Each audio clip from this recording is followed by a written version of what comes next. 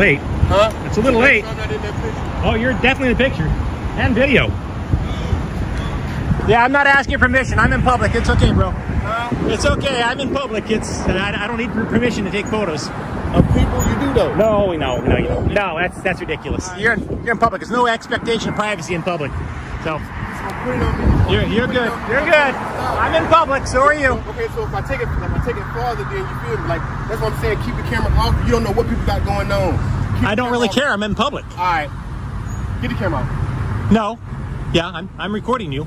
Especially when you tell me not to take pictures of you. Then I'm gonna definitely take pictures of you. So yeah, you're definitely on camera.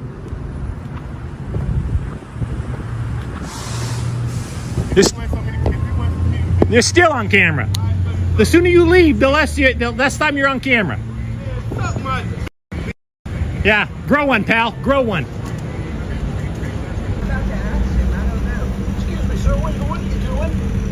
I'm baking a cake. What are you doing? No, you're taking pictures of where. Oh, okay then. If you know what I'm doing, why'd you ask? I asked you taking pictures for what reason?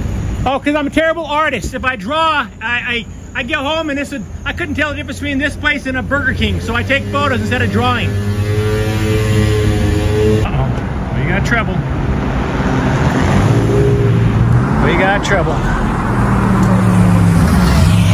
I'm sorry. The video opens quietly. Just another man filming on a public sidewalk. But within seconds, you can feel the shift. A few employees step outside, accusing him of being on private property when he's clearly standing in a public space. He reminds them calmly that there's no expectation of privacy in public, yet they twist his words and act offended by a camera. One man demands he stop filming. Another calls him disrespectful. Their goal isn't safety, it's control. When he refuses to comply, their frustration grows. It's a perfect picture of how ignorance of the law becomes arrogance in action. The tension builds, and you can already sense this is about to escalate. Taking pictures of me right now. Stop taking pictures of you right now? Yeah, no, that's not going to happen. Get in your little car and drive away. There you go. There you go, buddy. You're okay. It's all right. It's okay. At this point, call the cops and stop filming my staff, okay? You gotta stop taking pictures of my staff and the bank. It's a security risk for us. Okay, so help me understand. Can you tell me exactly what the risk is? What's your concern? Because every time a girl stand up, you're taking pictures of them. I'm going to have to ask you guys to stop recording me. It's a security risk for me. See how ridiculous that sounds? It is a security risk. I've got important documents right here in my bag. I'll go ahead and call Wait, so let me ask you a question. First, let me ask you a question. Do you think I'm breaking the law right now? I don't think you're breaking the law. Okay, so you're going to call law enforcement. Staff feels threatened. Ma'am, you're going to feel like an idiot when the police come out here and educate you. I'm not breaking the law. Okay. That's fine. Do you have Key West? What's that? Key West. Yeah, my friends call me Fuck. Last name is Q. Key West 911. What is the address of your emergency? It's 2222 North Roosevelt Boulevard. Okay, is that in front of a business? Yes, it's Gulf Atlantic Bank. Okay, and what's going on there? We have a gentleman that's standing out on the sidewalk, and he keeps taking pictures and filming the bank, and he's really freaking out everybody in the bank right now. And every time I've confronted him and asked him to leave or stop recording the staff through the windows, he gets extremely aggressive and starts yelling at everybody. Is he a white, black, or Hispanic male? Is he a white, black, or Hispanic male? White. And what's he wearing right now? He's wearing a, yellow shirt. He's got a black bag, and he's got his phone set up with a camera. He's got a wicker hat. Is that what you call that? Yeah. It's a wicker hat? Yep. Okay, and is he wearing pants or shorts? Or? Yes, he's wearing shorts. What color? Gray. Gray shorts? Okay. All right. Have you locked the door or anything like that? We have not locked the door. We probably will, though. He just cussed out one of our customers that left on the street. He got in his face and everything else. So. Okay. All right. What is your name?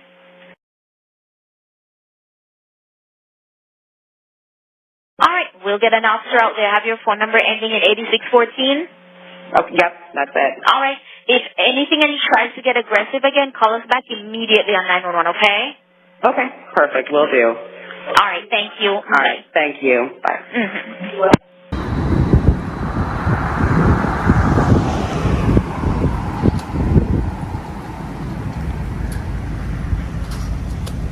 Then comes the phone call that turns everything upside down. A bank employee dials 911 and begins spinning her version of events, claiming the filmer is creeping out staff and getting aggressive. The reality? He hasn't raised his voice once, but lies travel faster than truth, and within minutes, officers are dispatched to stop a man committing no crime at all. The woman exaggerates details, describing his clothes, his wicker hat, even claiming he cursed out a customer. It's the oldest trick: weaponize fear to get police involvement. What we're hearing isn't just a call. It's the sound of someone abusing emergency services to silence a citizen with a camera. And the police are on their way.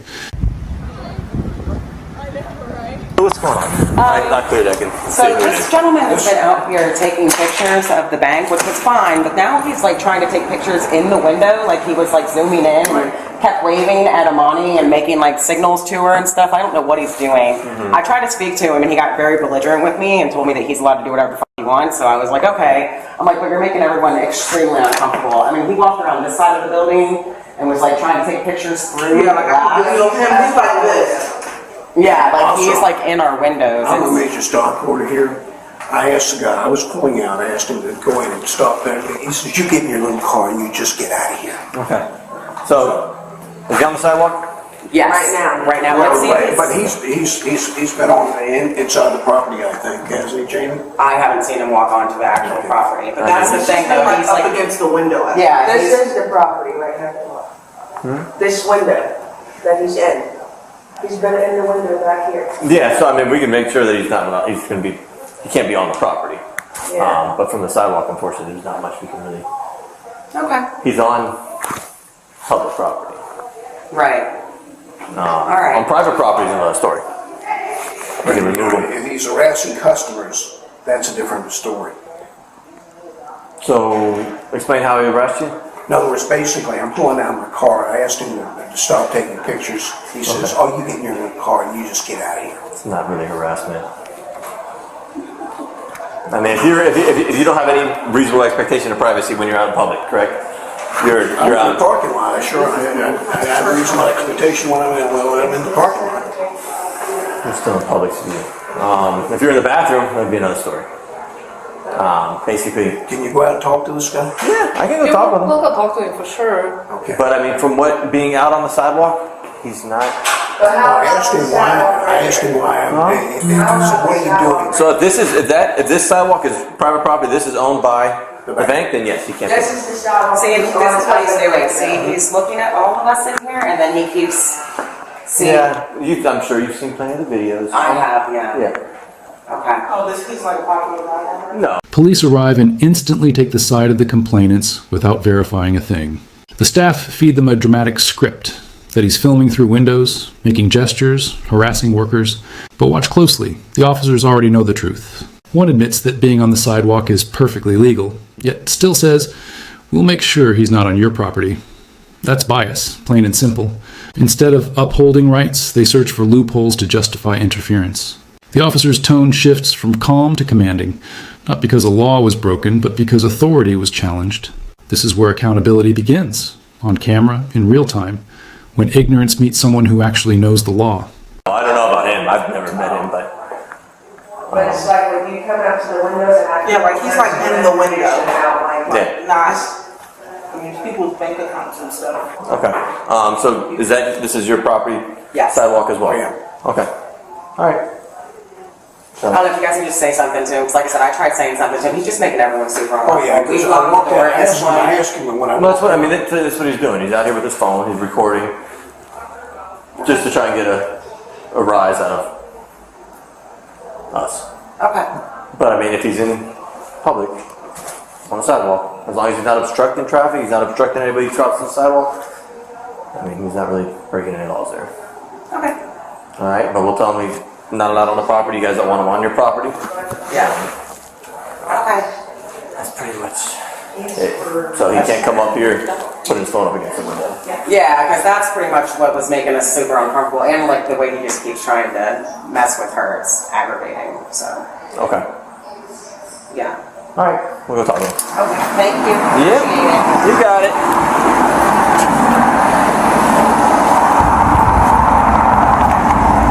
Hello. These guys guys okay? You guys have like a mental health department or something that can check on these folks? Who's that? You guys have a mental health department that can check on these folks? Check on these folks? Yeah. They're not doing anything wrong. Neither am I. I'm glad you guys came out, but I've got some pretty confidential documents in my bag here, and I was walking by and I saw all their cameras on the outside of the building taking pictures of me, and wow, that's just crazy, you know? So I was gonna call 911, and then I thought, no. Well, that's not an emergency. Yeah, that's not an emergency. And how stupid would that be to call 911 on somebody taking photos in public? Anyways, what are you guys here for? Well, so basically, private property, that's their property, correct? You understand? That's their property. Sidewalk, you're fine. Yeah. Okay.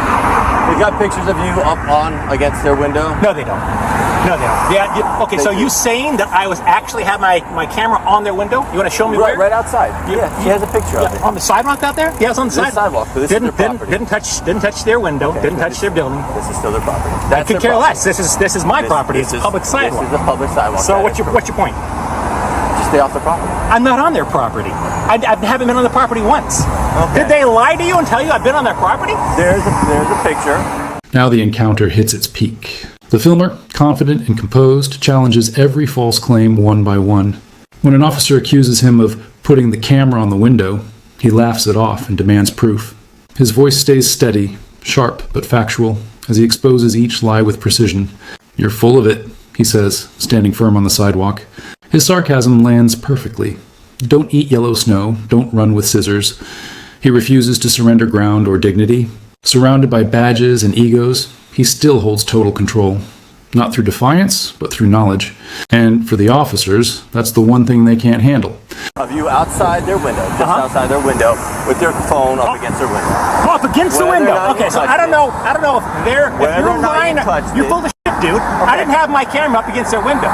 Listen, you're full of shit. Fine on the sidewalk. Okay, I know. Do not obstruct traffic. You're full of shit. I don't need your. I don't drink yellow snow. Don't run with scissors. I don't need that shit. Seriously, I'm not doing anything wrong. I'm on a public sidewalk, and my camera never touched their window. So quite frankly, you're a liar. This is private property. I'm not going over there. Are you not listening to me? You're not right now. Can I get your names and badge numbers?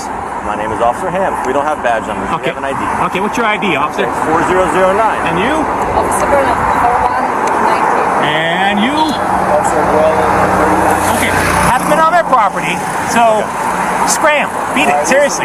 Yeah, but I'm not blocking the sidewalk. I don't need to listen to your directives. Don't eat yellow snow. Don't eat yellow snow. Don't run with scissors. I'm not on their property. I haven't been on their property. So eat shit. Seriously. They do have video cameras. No, they don't. Okay? You're full of shit. Don't arrest me. I'll tell you what. I'm going to go back exactly where I was when they took pictures of me, and then you can charge me with trespassing. Come on, right over here. Let me show you. Come on. You're fine, though. Come on. I'll show you right here. Right here. Don't you want to investigate? Come on. Have a nice day. Right here, dummy. Right here. I'm on their property right here. Have a nice day. Now, seriously, eat shit out. I just did it again. I went to the same exact spot. Same exact spot. Why don't you charge me with trespassing for being on a public sidewalk? I never touched their window. I sure as hell. I didn't put my camera up against their glass. I'm talking to the idiot that says that I put my camera up to the glass. I'm sorry? Have a nice day.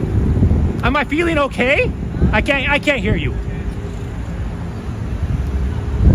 Go on, go find some actual crimes, dipshit. Don't run with scissors. Don't eat yellow snow.